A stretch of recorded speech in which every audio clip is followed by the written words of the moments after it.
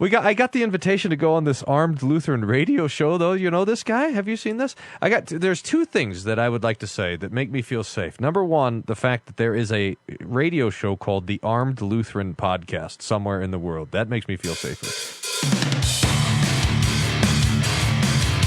Bringing you law, gospel, and guns. This is Armed Lutheran Radio.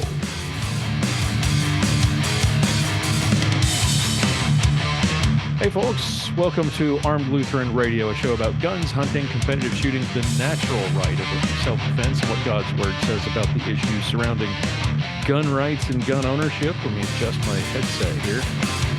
I am your host, Lloyd Bailey, the Armed Lutheran, and this is episode number 382.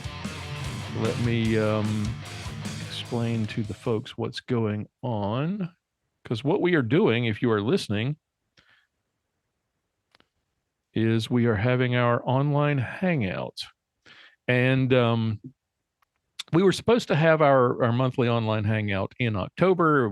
I planned it for the end of October, but because of how busy things were with work and stuff going on with my daughter's school that week, I didn't get the invitation out until very late. And as a result, we didn't get a whole lot of, most people weren't able to change their schedules and make it. So this is the October hangout in November. So my apologies for the delay on that. If you missed us last week, I apologize. If you're new to the show, welcome aboard.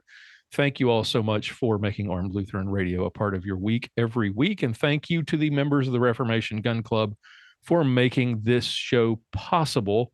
And those are the folks that we're hanging out with tonight. And let's bring them all in right now. The usual suspects joining us.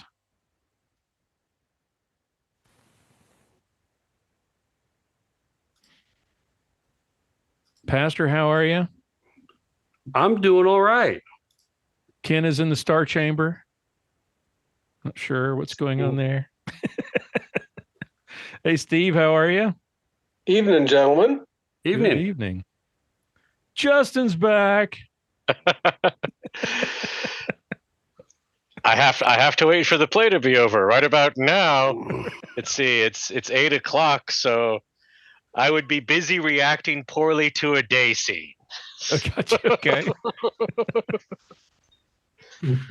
Well, it is great to have you back. Donny, how are you, sir? From Kalispell, right? Is that what it's running off the screen? From Kalispell, Montana. All right, he is muted. All right, so Pastor, how have you been? Let's just go around the board. How have you been? What have you been up to since last we were together, or at least last time you were with the group? And sure, because you and I have been together since then. What's been happening with you?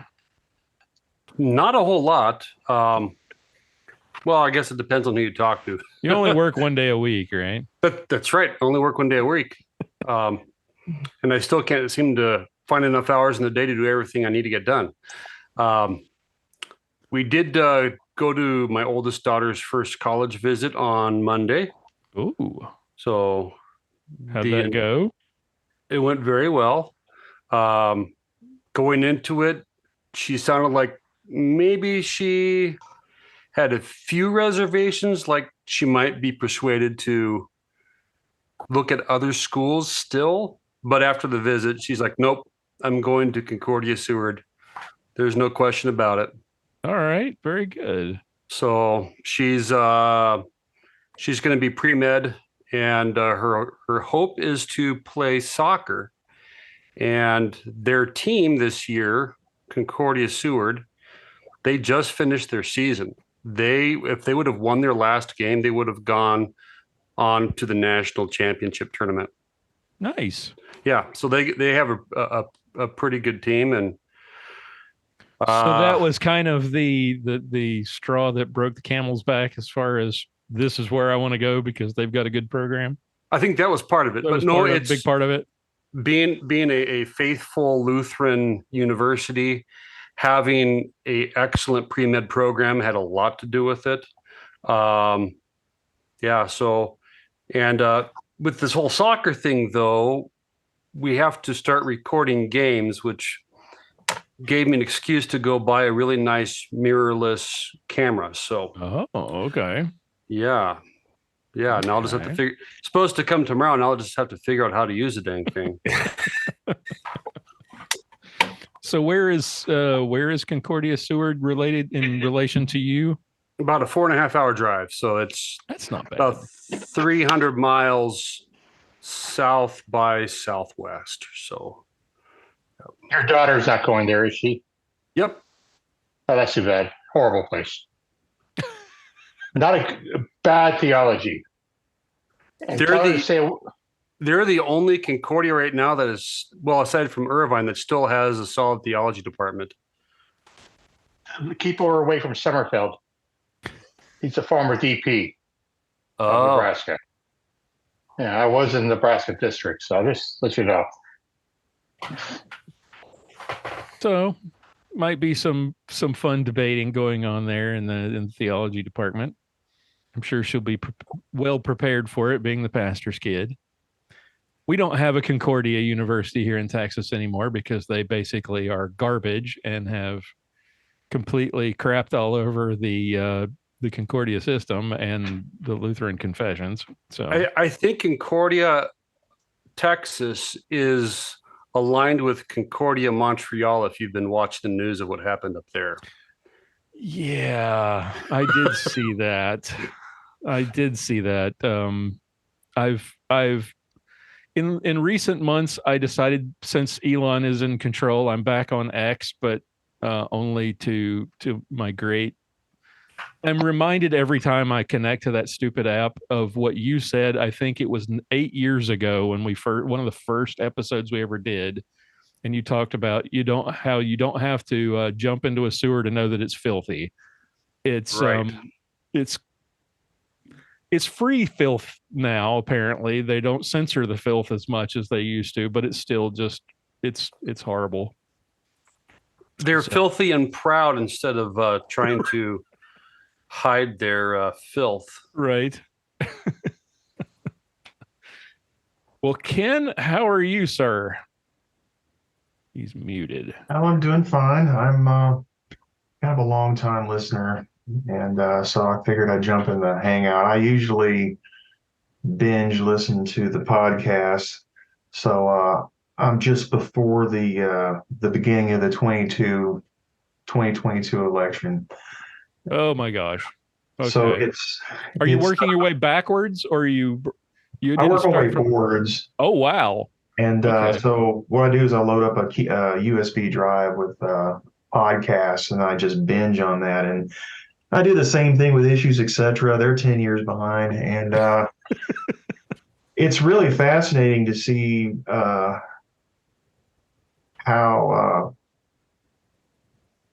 what the takes are and how they age through time. And Lloyd, I think yours have done pretty darn good, actually. Well, thank you. From the 2020 election, your take on that, I was very impressed. Well, thank you. I've surrounded myself with good people, so it makes it a lot easier. I'm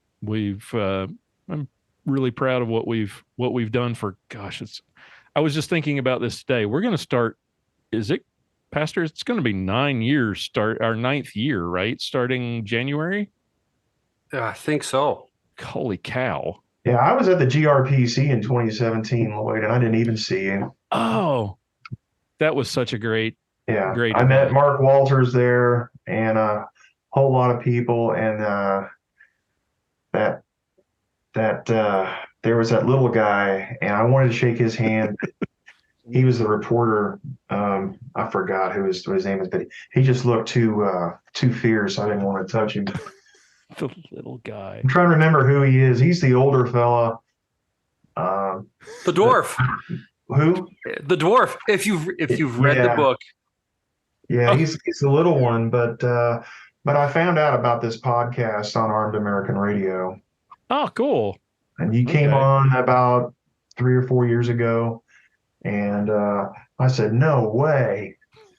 And I think you were about 50 episodes in at that point. Probably. Yeah. Mark and I have not gotten together recently, but yeah, those were fun. Those were fun episodes, and grateful to Mark for giving me a little chance to spread the word, and for reviewing the book. If you've seen or read Duty to Defend, he wrote a little blurb for it, and I appreciate his efforts to help us spread the good word. I apologize. When you're talking about the short guy, I thought you were talking about Sergeant Bill. Sorry. No, it was I forgot the older fellow that who's a regular that gets interviewed on Armed American Radio. He's got the one with the real old timey accent, and I can't remember. I just can't remember his name right now.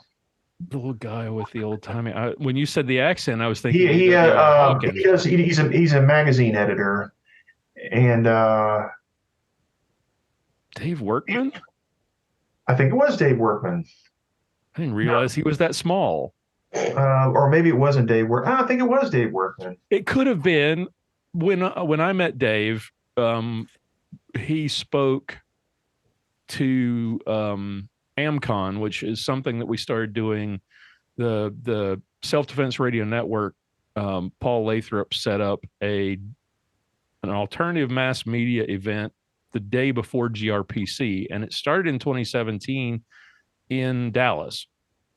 And we had speakers. I think Dave Workman spoke at that AmCon, and the way the thing was laid out and the way we were all sort of looking up at him. He was standing off to the side, and so I may not have been able to kind of decide about his stature, but was really impressed with him. Never got a chance to meet him personally, but he was always on the talking about. He's good. He's awesome. Yeah, he was always on the move, and he seemed to be a man with a mission, and I just didn't want to stop him. But I did get a chance to shake Mark Walters' hand, and I talked to that Jewish fellow, Yehuda Reamer. the one that he named the experience after, but I can't remember his name now. I haven't been listening to him lately. I've been binging on your stuff, but okay, so we're thinking about somebody else. Yeah, tall gentleman this time. But I just can't remember his name. I don't remember. I'm terrible with names. If you show me a picture of somebody, I can remember. No problem. I'm the church elder that's really, really bad with names. So yeah, everybody comes up at church and they're like, "Hey, how you been?" And I'm like, "Yeah, how are you, dude? Don't know who you are. Can't remember."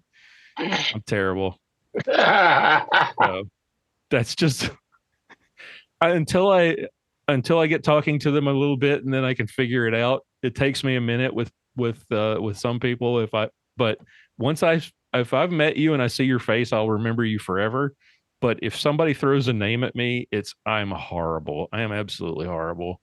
Yeah, I'm the same way, and I'll walk away from that person at church and walk up to someone in the narthex and go, "Who was that lady's name again?" Yep.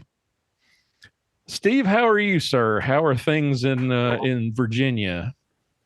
Going well, going really well. I've got some fun gun stuff for you tonight. You know, last time you had the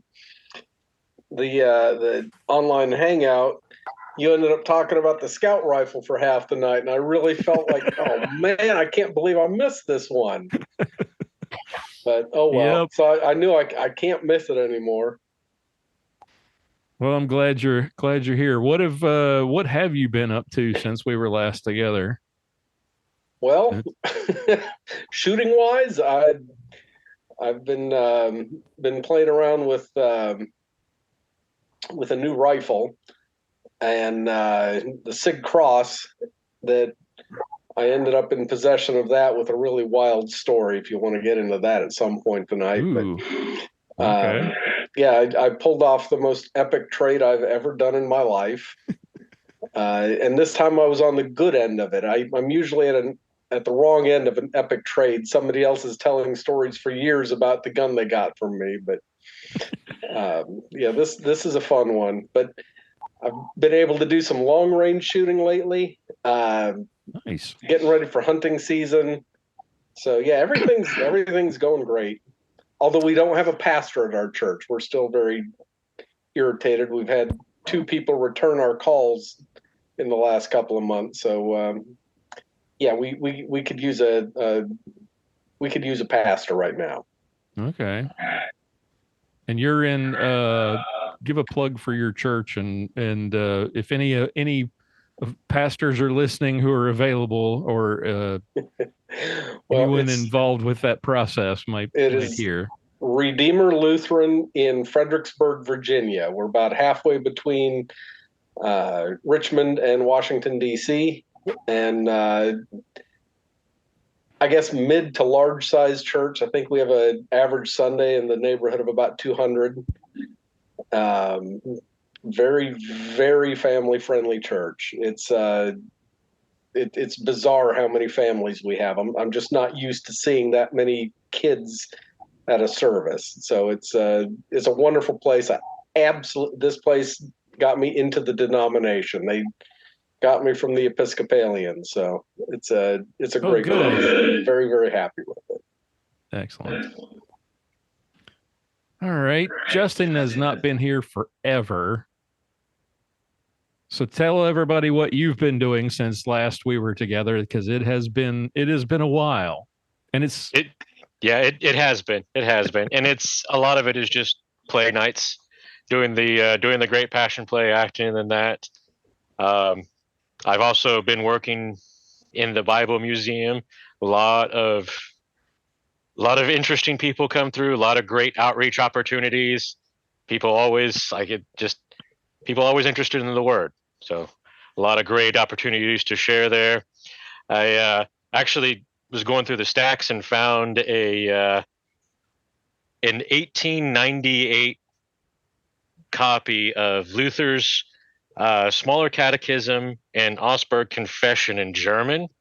It's all in gold leaf, and it's actually a rather nice little thing. It's like, I should take some pictures of that and throw it up on the group. See what y'all think of it. Very cool. Were you able to? Where did you find it? It's actually in the location with the Great Passion Play. We have the Bible Museum that the collection's been going since 1928. Through donations, through purchases, all of that. We have one of the largest public viewing available collections of Bibles and Bible-related literature, hymnals, psalmists, anything like that. And it's just all on display. Nice. And I do have some very interesting things. We've got some of the original copies of Luther's writings. We've got a fully annotated 1599 copy of the Luther Bible. We've got a whole section just on the Reformation and how all that process came through. Where is this, to plug this for anybody who might be listening and might want to come by and visit? This is the Great Passion Play in Eureka Springs, Arkansas. It has the largest outdoor drama production in the United States, and one of the largest in the world. It's actually modeled after the Passion Play held over in Germany in forgive my pronunciation, Obergramfell. Is it Yes. And we our season runs from Easter until the early part of November.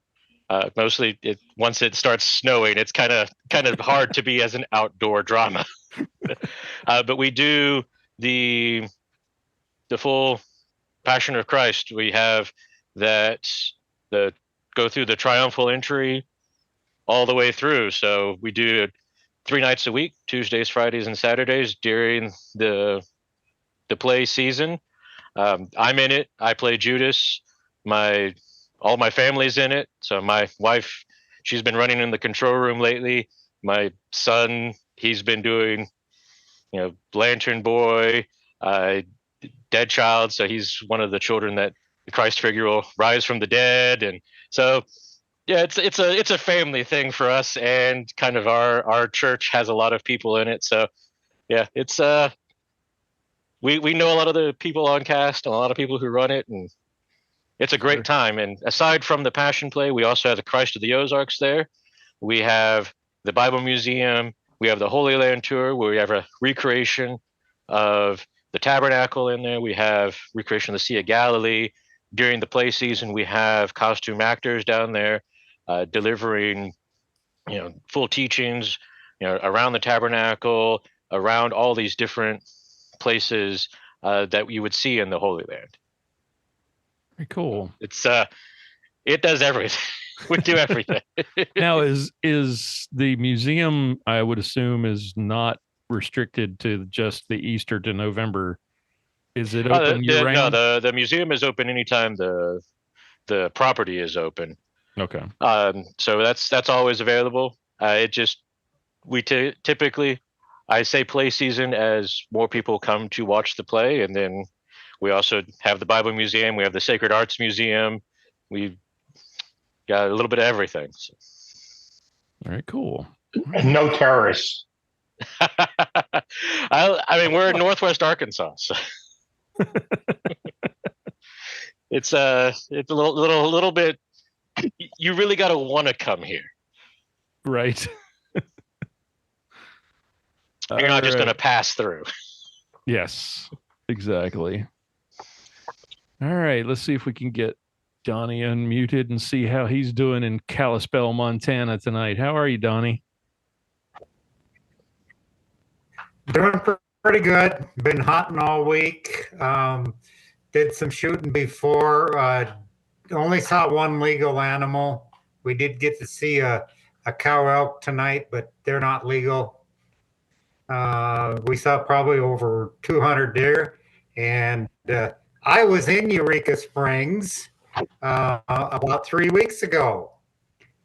But I was we walked around a little, and we were on our way back to Branson to see the Oak Ridge boys on their farewell tour.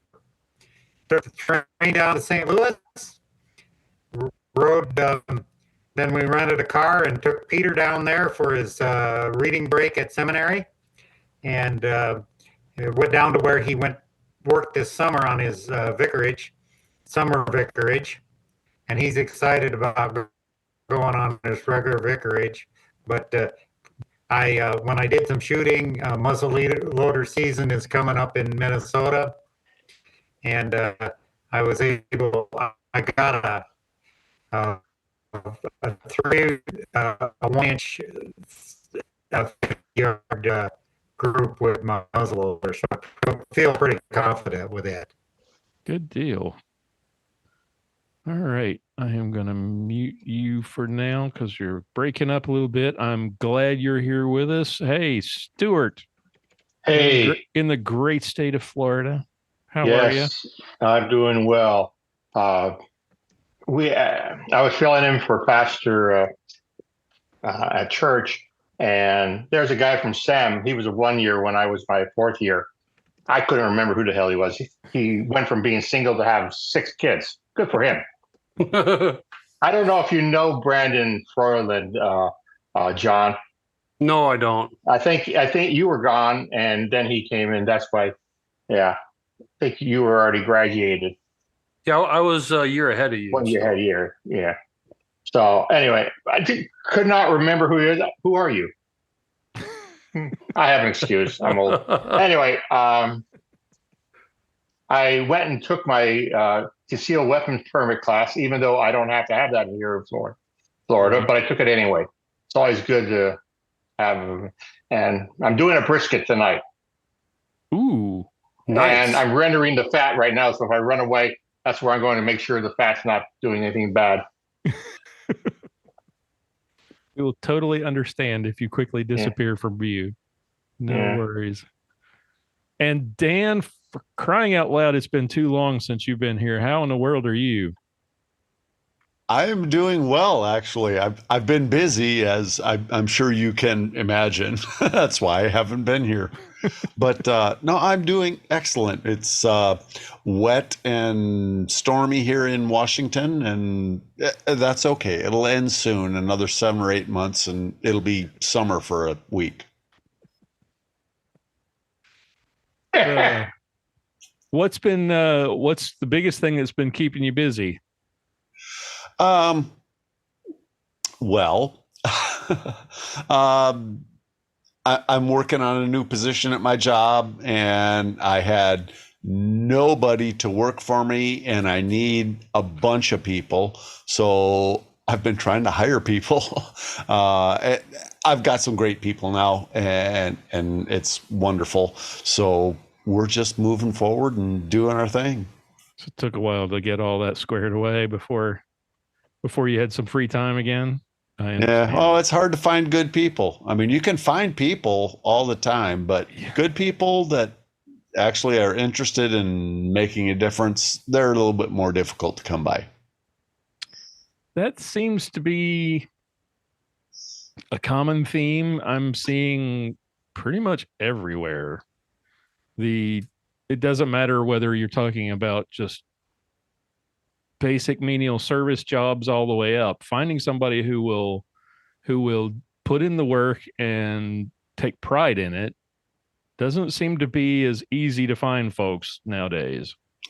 Yeah, it's weird. That doesn't seem to be something that people strive for. But I tell you what, I've got a couple of millennials that are kicking butt and taking names, and I'm real proud of them. I'm really impressed. Yeah, and the ones, it's a great opportunity for, I mean, as sorry as some of the service can be for consumers, for employees, if you show some initiative and put forward the hard work, the sky's the limit. I mean, oh, absolutely. Companies are so desperate to have good employees right now, they will just shower you with opportunity left and right. And these days, all you got to do is show that you care. Show up. Yeah, show up and show you care about doing something. And, oh, man, I will give you some opportunities. All right, let's see what everybody's got on the menu tonight. Pastor, how's the health going? How's the heart? And what are we imbibing this evening?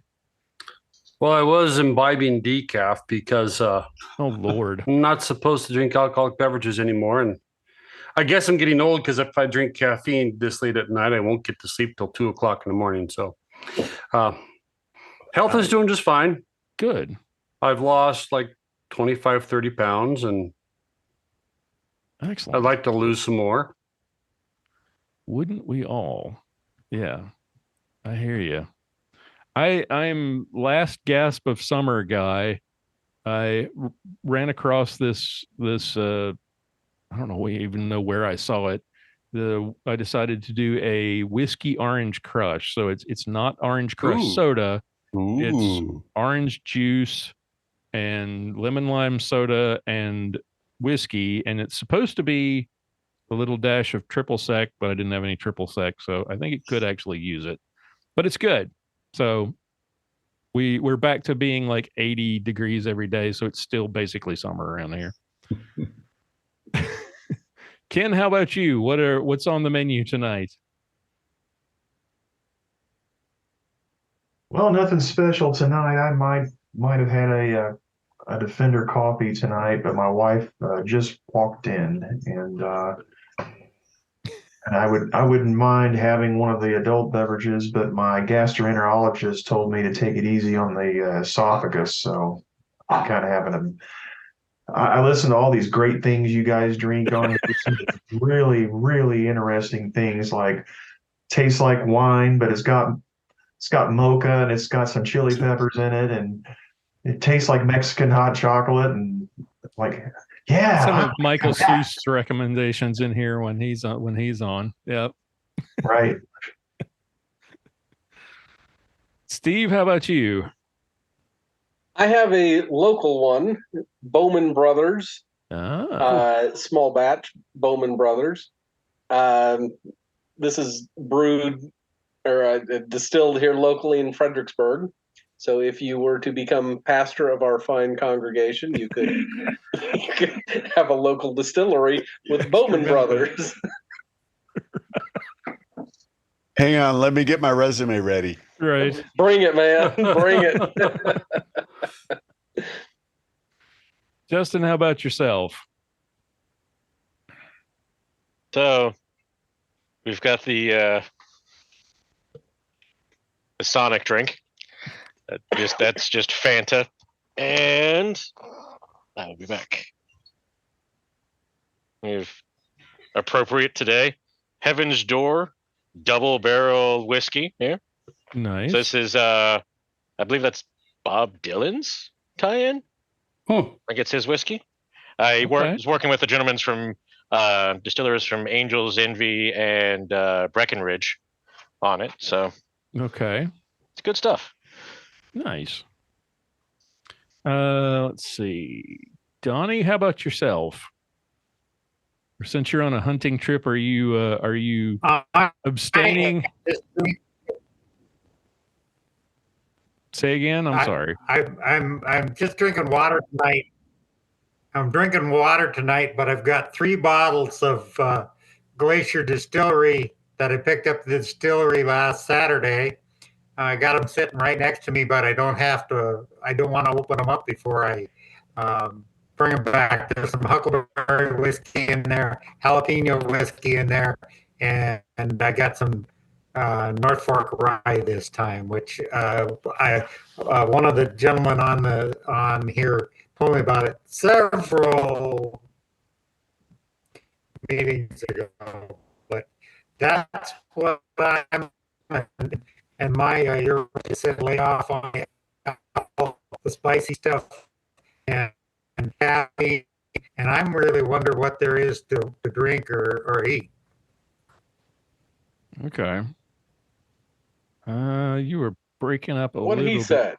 What he said. Absolutely. Cheers. So, all right, Glacier Distillery. Absolutely going to check out Glacier Distillery next time I get a chance. Okay, so Stuart, I saw you sipping something intriguing. What was it? Well, after cutting off all the fat on the brisket, I finally got around to making a Sazerac cocktail. I mean, it was still 70 some odd degrees here. Might as well have something southern to drink. And instead, now it's turned to rain since it was cloudy and humid all day. We haven't had rain for a while, so that's good. Yeah, we're in the same boat. We didn't have rain at all summer, and the last 2.5 days, I guess it's been now, have been nonstop rain. So as much as I would like to complain about it, I'm not going to. From the look of my yard, I'm not going to complain about it. Dan, how about yourself? You look like you're parked in a perfect. You're in the bar. So what have you chosen for this evening? Indeed, tonight I am drinking something local. It's from Seattle. Oh, it doesn't want to pick it up. I started saying it's disappearing. It's Westland Distillery. Westland Distillery is a distillery in Seattle, Washington. They make single malt whiskeys, and they really do a good job.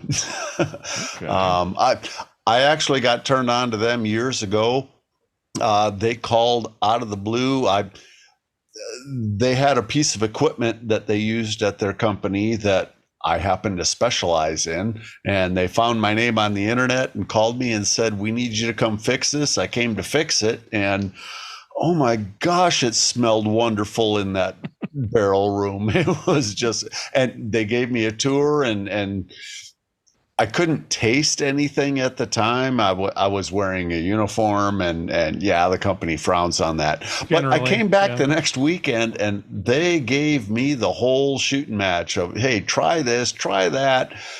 This is how we make it. This is how we barrel it. This is how we put it together. And it's all Washington State grain and Washington and Oregon oak that they make their barrels with, and it's absolutely delicious. And I've taken a few people by there to show it to them, and I always make sure I have a bottle handy. And tonight that's what I'm drinking, and I'm drinking it in my essential glass that says I am an essential worker, just in case they want to try that stuff again. Hey, well, you're in Washington. Yeah. They would like to, I'm sure. They floated a few trial balloons about, hey, we got another wave of COVID coming. We might need to have some more vaccines. And everybody said, yeah, no.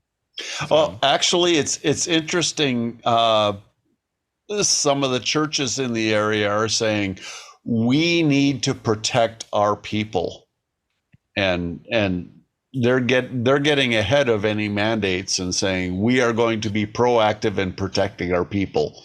And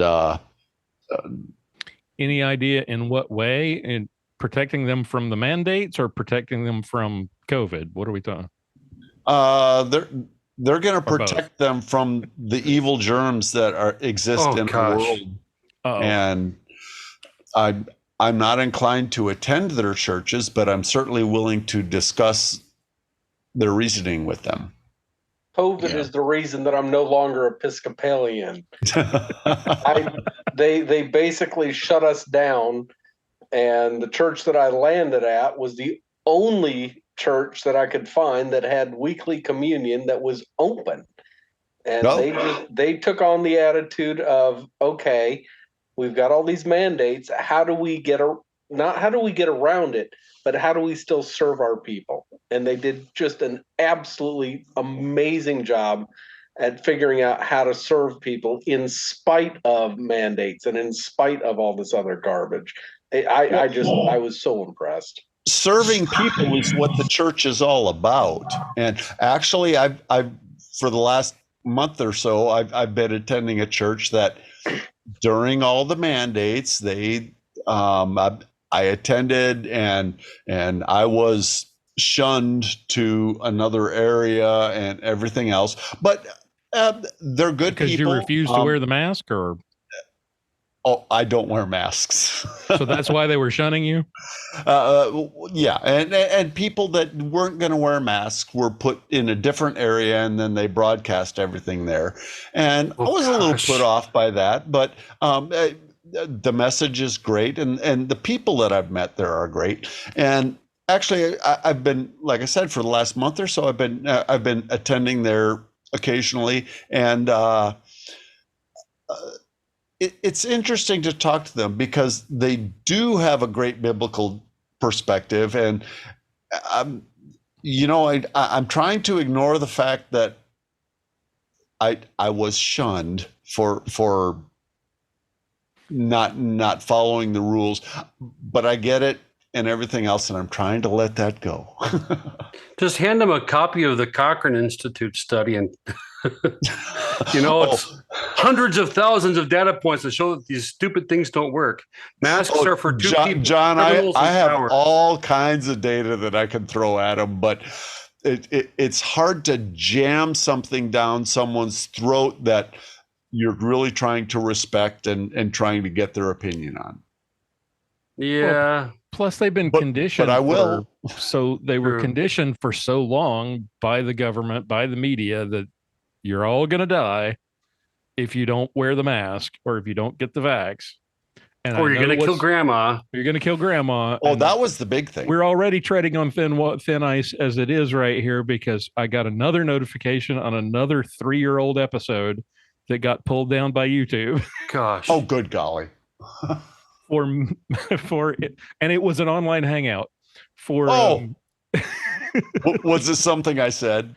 I don't know. I have to go back and listen because I can't access it anymore because they pulled it down. So I have to go see if I can find the audio to figure out what did we say.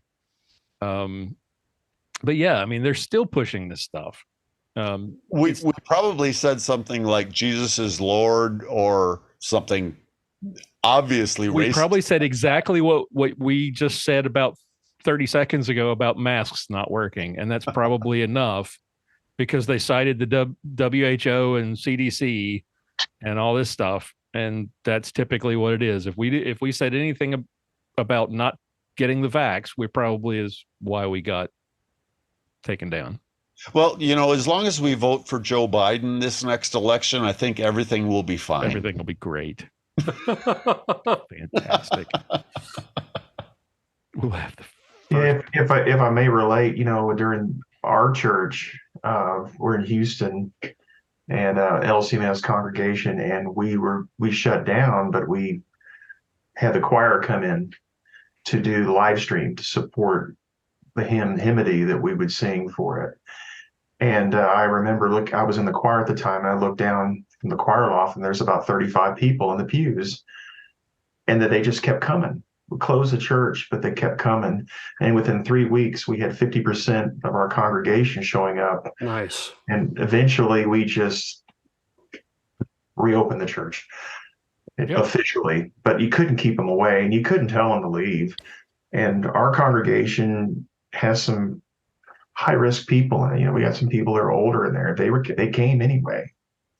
So it was good. It was beautiful. Our church was it's real hard to tell Christians you can't worship. They don't usually buy that.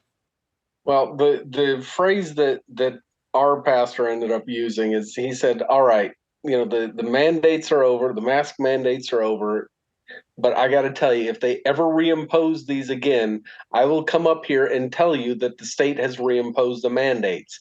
But I'm going to tell you right now, I am not law enforcement, and I will not enforce a law for the state. Amen. Everybody sat there is like, oh, I like that. I like that a lot. So I appreciate that type of attitude. He'll tell us, yeah, there's a mandate. I'm not here to enforce it, but that's what the mandate is. And if people want to stay home and stay away, then I think it's our responsibility to provide them with a method of worship that will work for them. If they choose to stay home. All of the above. I'm all about that. You have the service, you have the live stream. You can have them both. Oh, absolutely. As long as you're not trying to do online communion. Yeah. But with that, for those, I've done online communion with people, and it was fun. If you're going to do online communion, you may as well just have a bottle of whiskey and do it right. But well, that's what I'm talking about. That's it's when it comes to online church. If you've got anybody who's just staying at home watching the live stream because they're afraid, remind them of what the early church went through. And if you look at the scriptures, worship is intended to be corporate, where it's the body of Christ gathering together in a real physical way. You're not doing that when you're sitting at home living